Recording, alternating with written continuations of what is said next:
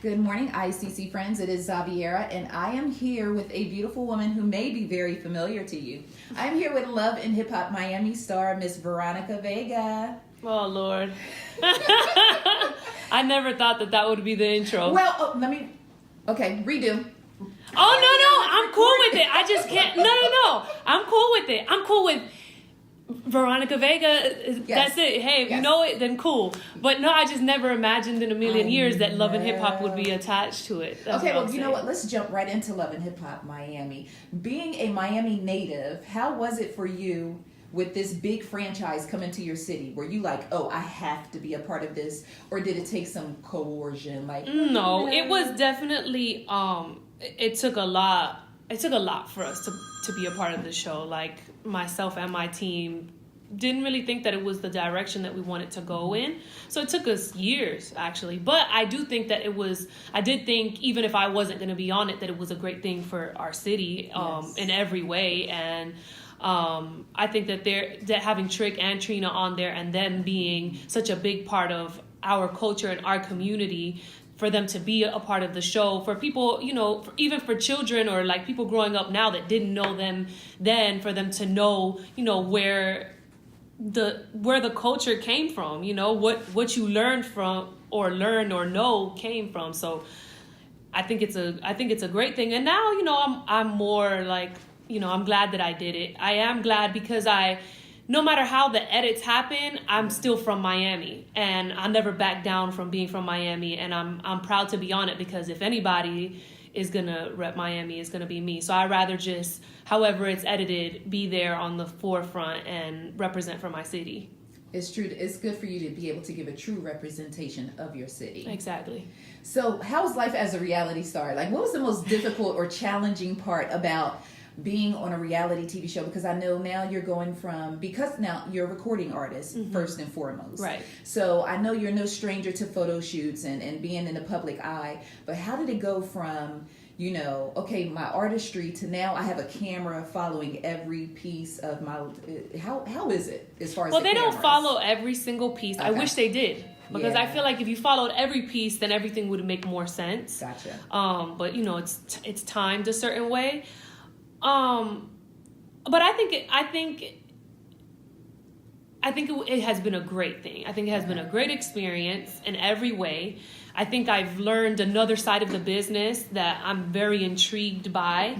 Not necessarily only reality, but just television in general, and acting and the TV world, and camera work, and everyone else that's behind the scenes that has other creative ideas. So I think just as a creative, as somebody that likes creativity, being in that world is like, oh wow, I didn't know this was done like this. And it's a great learning experience, basically. One of the things that I do like about Love and Hip Hop Miami versus the other franchises is it seems like it has a focus. The franchises, I mean, I watch them, but the other franchises just seem like, okay, we just gonna bring y'all together and let y'all show out. But in Miami, there seems to be a focus on the music, which is very important, especially Latin artists like yourself. And I think it shows more about your struggles or hurdles or challenges that you face as an artist. How do you feel about that, as far as being a Latin artist and the show showing some of the challenges that you face and some of the challenges that you just face that we don't see? I wish they showed more. I wish you could really see it. I wish you could walk in somewhere and candidly see the things that happen, because I think that there is no way that you can get the real truth when someone knows that a camera is watching them. But I do think that it is good that they are focusing on music, because I'm a musician, so obviously that's important to me. And for us to be able to have a platform to showcase our music, because nowadays, even with labels, it's not the same training. It's not the same. No, it's not. It's not the same platform. It's not. You don't really have a place like where you used to before, where BET had their 106 in Park or MTV had their TRL. And so I think television or reality TV or even the internet like Instagram has become basically your avenue of basically showcasing your art. Yes. So, I think reality TV is something that I think if you know where you're going and you know what you want and you know what you want to get out of it and you won't budge and you can't be swayed, then I think it'd be a great thing for any artist. Well, let's talk about the music. Okay, let's talk about the music. So, you are working with one of my faves. Oh, God. Don. He's one of my well, he is my favorite. Now, you have music coming out this March. Tell us about Yes. your music, your sound, and what we can expect from your new project. Well, first of all, I'm super excited because I've been waiting to drop a body of work for a long time. So I dropped a single in 2013 called Wicked with Pitbull, and that did really well. But because I'm an artist that's bilingual and I am from Miami and I'm influenced by Latin sounds, different drums, heavy bass, I think when I put out Wicked, it was very like Brazilian driven, and it had a lot of EDM, and then it had a lot of like 808 in it. And it was the most misunderstood thing I feel like that has ever happened. For example, when I went to radio, or even television, if you went to an American network, they were like, "Wow, we think this is really Latin. We think maybe you should take it to a Latin network." And it was an English record. It was right. sung in English. And then when I took it to Latin networks or Latin radio stations, they were like, "Oh, well, this is really American. This is really urban. Like we're not really into it." And so it didn't have a place. Right. And then in 2015, we waited a while. I dropped Pay Me, which was a way more vulgar record, very sexually aggressive. I think during that time I became rebellious. I think I was like, F everybody, I'm just going to do it my way. I think I had gone through so many things, not only since Wicked, but since before that. And I was just like, you know what, if you're not going to play me anyway, and I've produced something incredible for you, and you feel like you want to put me in this box or this box, then I'm just going to do whatever I want to do.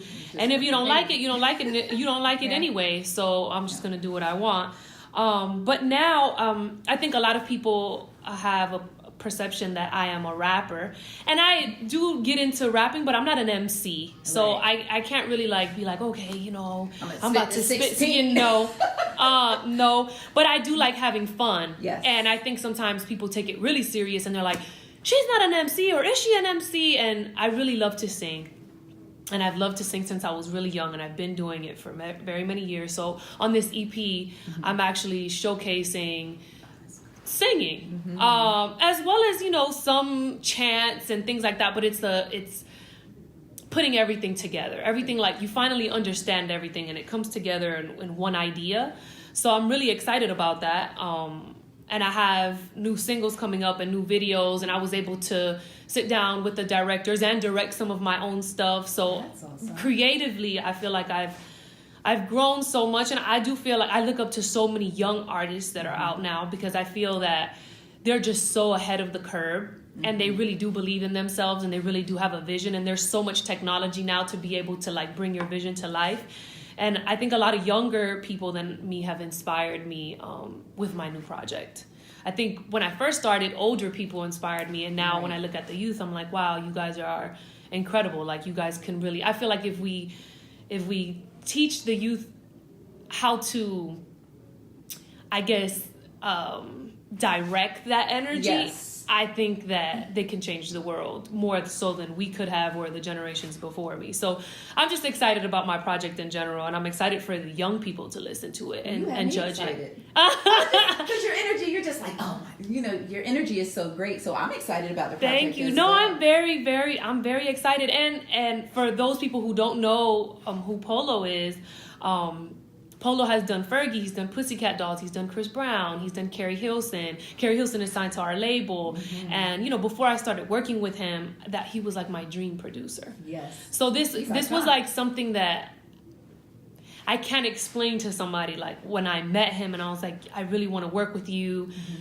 He put me through all kind of tests and all kind of stuff, but to be able to work with him on this project, and for him to see it all the way through, and for his sound to be prominent in it, and for him to have the best people help me on this project, and to mix it and master it and take the time the way that he does, and making sure that every sound is right, and that every time is perfect, and that the style is right, and that the swag is on point. And I think he's built me to become, I think there's always space to grow. And I know there's so many other things I want to accomplish, but I've grown so much being with him that I can't wait for people to see like where it's going, or where we are, basically, is what I'm really trying to say. Because Polo is legendary. Polo is amazing. He is amazing. So I'm very excited to hear this project. When can we expect the first single, or are you not allowed to tell me yet? You know what? When would you like for us to get it? That way I'm not holding you to a date. We've discussed a few things. I just, I don't mean to out him, you know what I'm saying? But, Polo is a perfectionist. Yes. And so if we make it by this date, then I want to surprise everyone. Okay. But I don't want anyone to anticipate it and then let them down if everything... If you have to tweak and fix, and I gotcha. Isn't perfected by that moment. But it would be way sooner than you think. Okay. Way sooner than you think. Like, so soon that it's like, whoom, out of nowhere. Okay. So, I don't know. I've waited my entire life for this. Yeah. And I think with just singles coming out, I think people always just thought maybe I was a singles artist, or somebody who was just scared to release something, or maybe somebody who just didn't have enough to give. Yeah. And I have so much to give. So I just want people to finally be able to see, like, I have so much to give and I have so much more. And I just can't wait to get this out so I can get to the next thing, Because we lived with the records for so long that I think we're just, as the creatives behind the scene, we're just like, okay, can't wait till the next thing, So I'm very, very happy. That's why I say it too. I'm happy for the show also, because for all the people that didn't know me, whether they like me or not, it gives me the opportunity for them to at least hear about it. And the exposure, because I wasn't familiar with you before the show. And so now I'm excited to actually be sitting here talking to you before, we drop this music. It does create another lane for us to become familiar with you. Right. A lot of times we watch TV shows and you become our homegirl in our heads, Right. So, now you're my homegirl in real life, but it's whatever. But, so I'm very excited for you, and I want to see you win. And your energy is fantastic. From the moment I walked in this room, Thank you. Your energy is great. And that's something I don't take for granted, because that does not happen all the time. Thank you. So your energy is great, and just your passion I can tell you're passionate about your music. And that's going to make a big difference. There's some people who just... Well, I'm on TV, so I'm just going to make a single. Because my music comes first. I did this for my music. I did this for my real fans. Like, I think sometimes, I don't have a lot. I can't say that I have, like I know other people have. But the ones I do have, I feel like I owe them. Mm-hmm. I owe them to be great. Like, I owe them to sacrifice everything. I owe them to be passionate. I owe them to stay up late. I owe them to be in shape. I owe them to be an example. And I don't always feel like an example is being perfect. I just feel like an example is somebody who is striving to be better. Mm-hmm. And that's something that I stand for 1,000,000%. So, I know that I do things messed up a lot, and I know that I don't listen, and sometimes I'm impatient, and I lack compassion, and there's so many things, but those are all things that I'm in search for every single day. And I think it shows through the music too. So, I'm not your typical role model. I like that. I'm not your typical role model, but I do want more than anything for not just for the youth, because I think there's a lot of older people that need it too. To be able to find their true purpose and their happiness and the thing that really moves them and sparks the fire inside of them, Yeah. And I think it takes some of us forever, and some of us never find it, and some of us don't have the help to find it. So if somehow you could sit down and just touch one person and spark that inside of them, I think is the goal, you know? Absolutely. Now, speaking of empowering people and inspiring people, let's talk about your new movement here. A to MIA. A to MIA is something that I'm very passionate about too. I didn't think that A to MIA would turn into what it turned into. So basically, A to MIA is a bike ride, a bicycle ride, not a motorcycle. It has no motor. You move it with your body. Right. And we ride our bicycles from Atlanta, Georgia to Miami, Florida during a course of 14 to 16 days. Wow. This year we rode it in 14 days. The year before we did it in 16 days. And depending on our route, you know, we're adjusting because this was our second year. Next year will be our third year. We're adjusting to create like safer routes, making sure that our riders are safe, making sure that we create opportunities for other riders. But it started off as a dare from Polo. Of course. And he was like, I bet you that you wouldn't ride your bike from Atlanta. Well, he's like, first of all, I was going to drive my car. I had got a new car and I was driving. And I was so excited, as anyone would be, to get a new car, to drive it home because I'm from Miami. And there was somebody at dinner that was like, you know, it's so dangerous because I have a Jeep Wrangler. And they were like, it's so dangerous to ride on the road with a Jeep Wrangler because they tip over or, you know, whatever. And they were like, I mean, it's so dangerous, you might as well ride a bike. So Polo's like, ride a bike? Yeah, you should ride a bike. You should ride a bike to Miami. And I was like, man, this man right here, like, he's about to, you know, I'm also a person that, first and foremost, I never once doubted that I could ride a bike from Atlanta to Miami. I knew it was possible. Right. Because I'm a believer that anything is possible. So I already knew, you know, and I work out and stuff. So I'm like, okay, we're going to make it. But I'm just like, why? Why would we do this? Like, I have a car. Like, why would I ride a bike? And so my best friend was there with me. She was going to drive with me to Miami so I wouldn't drive by myself. And she was like, Vega, this would be such an amazing idea. You know how skinny we would be after this? By the way, we didn't lose any weight on the bike ride. But we along the journey. Yeah. By the way, it started off as two. We met this older man at a Dick's Sporting Goods when we went to go buy our bicycles. He looked like maybe he was in his late 60s. Okay. And we were like, hey, can you help us find a bike? Do you know anything about bikes? He was like, yeah, actually I do. We was like, okay, well, you know, we're trying to ride our bike from Atlanta to Miami. We thought he was going to be like, what? But he was like, okay, cool. Let me go help you find a bike. And we were like, wait, I was already upset. Because by the way, we went straight from dinner to buy a bike. Okay, so serious. We didn't wait a week. We went straight from dinner to go get a bike because we were going to ride our bike the next day. So we went to go get a bike and he was like, you know, I was like, listen, I was so upset. I was like, listen, sir, I was like, if you tell me that, I said, if you had 2 weeks to spare in your life and you had nothing to do, would you ride a bicycle from Atlanta to Miami? And I was like, and I'm depending my whole answer on you. If you say no or yes, like this is whether I'm doing it or not. And he was like, I absolutely would ride my bike. Okay. And so I was like, Jesus Christ. So like 5 minutes later, he ends up telling me that he's an Iron Man. Oh, wow.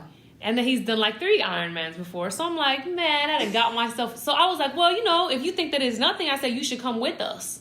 And he was like, all right, cool. Come tomorrow so you can really get your bike adjusted, because when you are riding a bike for a long period of time, your legs have to be adjusted to the seat, your arm width, you know, everything. Yes. So your joints won't hurt. You have to get a road bike. And there's so many things that we had no idea about because we've never ridden a bike for more than 2 miles before this. I'm learning now. Go ahead. So he ends up joining us. He's like, yeah, I'll go with you.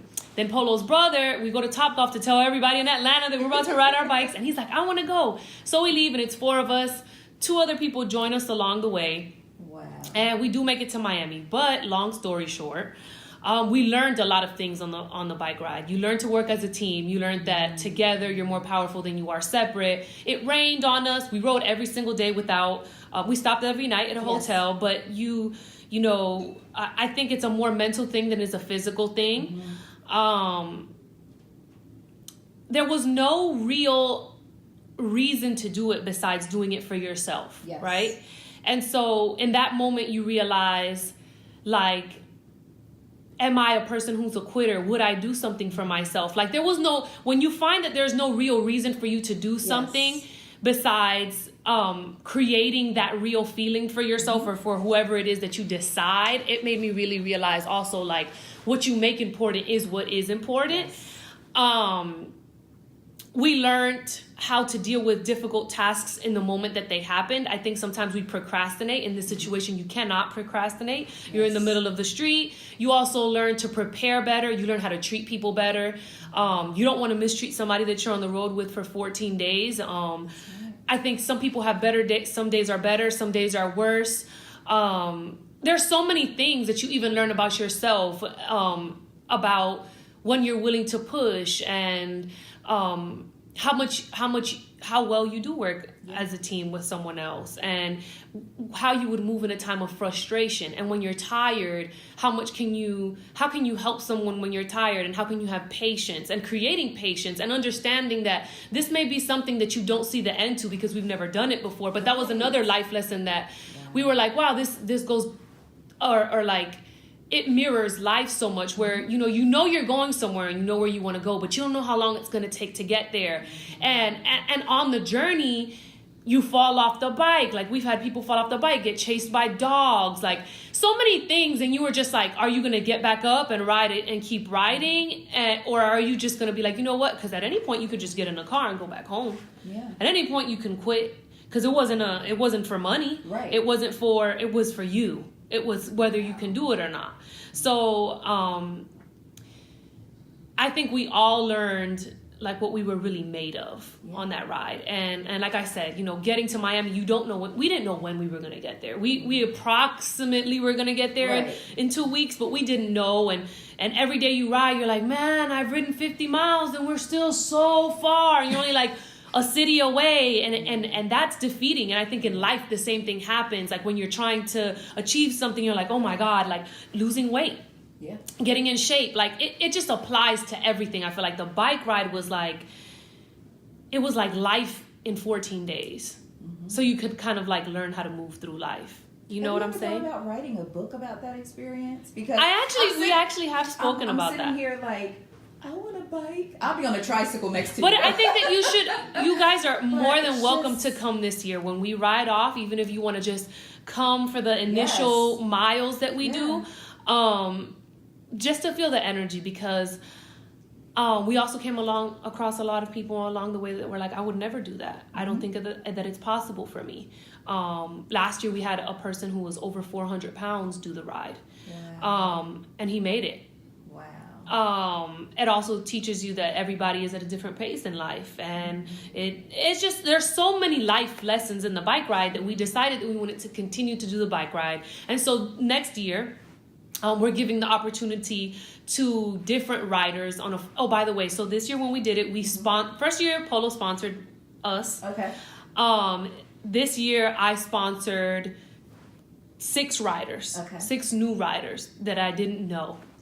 And we fully sponsored them. So next year, we're doing 15 people, and basically your hotel is covered, your bike is covered, your bike gear is covered.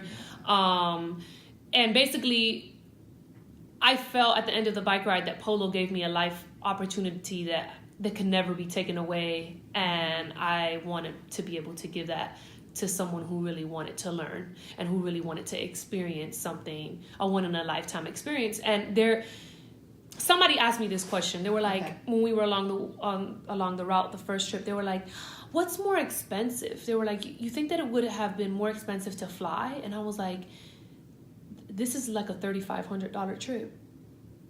You're on a bike every single day. You're eating every single day. You're hungry. You're riding for anywhere from 8 to 12 hours in a day. You got to eat. You got to fuel up. You have to make sure that you have all the things you need. You need bike lights. You need a bike. It's way more expensive to ride a bike to Miami than to go on an airplane. And that's, I think, the dopest thing about this ride, that this is,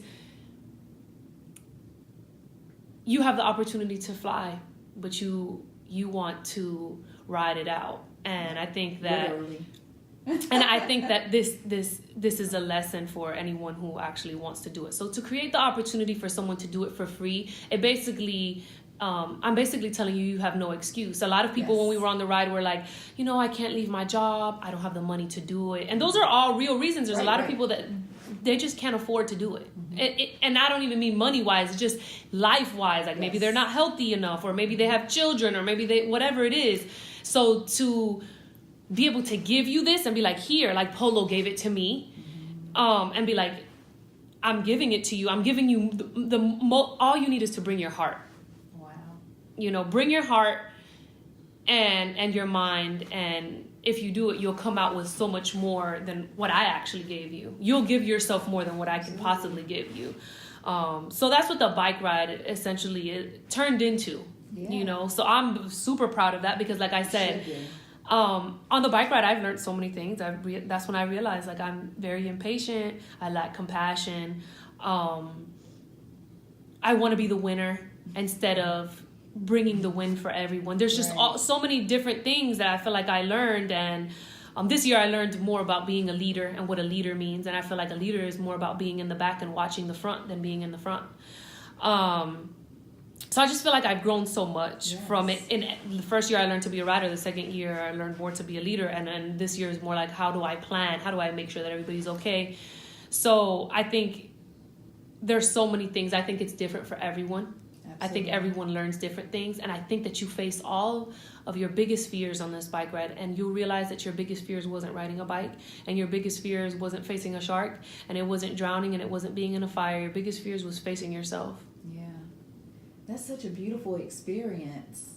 So when you get ready to do the bike ride, how do you open it up for people who may be interested in being a part of it? Is it something that you announce annually? Yes. And we also have a website, a2mia.com, where you can go on there and register. This year there will be a fee for the people who do want to ride, because it shows that you're committed. Yes. And then all the money that you donate will go to charity. So we're not taking the money for us. We're giving it to charity, but we do want for you to have some level of commitment. We don't want you to feel, I think sometimes when you give someone everything, they take it for granted. Yeah. So that's the reason why we have a fee. Wow. Yeah. You are like such a layered ball of fantasticness. Thank you so much. You really are. I'm really crazy too. I'm really crazy, but I think everyone has it. I think it's just about, that's why I love Polo so much, because I feel like he has allowed me to make mistakes. He's allowed me to grow. He's picked at me. He's criticized me. He's lifted me up. You know, he's carried me. And I think that if I could, like I said, if I could do that for someone, I feel like that's why I know I'm an artist and it's just so difficult to hone in on one person. Right. But to be able to do the bike ride, I think it's the best way that I can do it for someone else. Yeah. Absolutely. Wow. You're such an amazing person. Thank you. I could just sit here and talk to you all day, but I know that's not possible. Thank you. For those who want to follow you and stay in touch and keep up with your career, where are some of the places that they can stay connected with you? Well, I have a Twitter and an Instagram, which is Veronica Vega. And then my social on Facebook is different because I couldn't get the Veronica Vega on there. But Vega Mundo, which translates to Vega's World, is my Facebook. Okay. So you can catch me on Facebook at Vega Mundo. VegaMundo. Yes. Just in case you don't know Spanish. Yes, it's so funny because, growing up, I used to love to watch Telemundo. Oh! And half the time I know a little bit of Spanish, but half the time I didn't know what was going on. But boy, those soap operas were on point. That's so funny because when I watch Love and Hip Hop now, I'm like, oh my God, how did I turn it into like Veronica Vega on the English soap opera? I was like, oh my goodness. Be like Love and Hip Hop Telemundo. Yeah, exactly. Yes. And I feel like since we're in Miami, it feels more like a novela than... Oh, yeah. I guess maybe it's just us. I don't know if we're more dramatic. Like, everything is so sentimental, but I think, just the Miami thing. Well, let me ask you this real quick, going back to Love and Hip Hop Miami. What has been the best experience that you have had in doing the show thus far? Learning myself.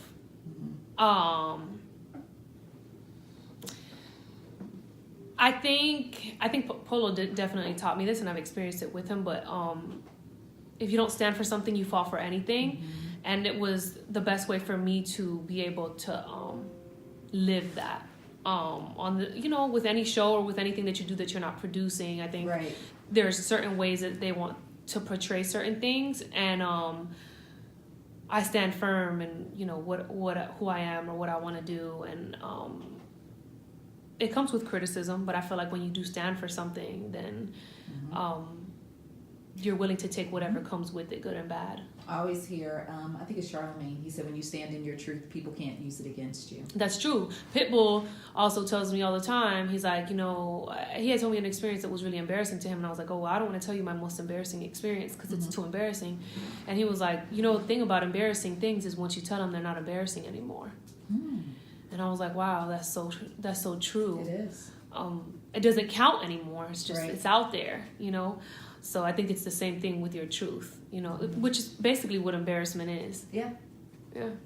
That's awesome. Well, I thank you so much for talking with me today. Well, Before thank I let you so go, much. I have to ask you, first of all, you look so cute sitting over there in that coat. Oh, I'm cold. It's cold here. Super cold. We're in Atlanta. I'm from Miami. It only goes to like 50 degrees in Miami. Like 40 in a really bad year where like some crazy stuff is happening. And so, yeah. You look so warm and toasty. I'm warm. What is your favorite flavor of ice cream? Chocolate. There it is. My favorite flavor of anything sweet is chocolate. I love chocolate. I'll take chocolate over anything. Anything. It's my favorite thing. All chocolate, everything. Unless it's a cookie, then I'll take chocolate chip. Chocolate chip. Got it. Well, thank you so much for talking with us today. We love you. We will continue to support you, and we will be looking for that new single, and we'll be watching you on Love and Hip Hop Miami. Thank you so much. All right. Thank you so much. Thanks for tuning in, guys. Bye.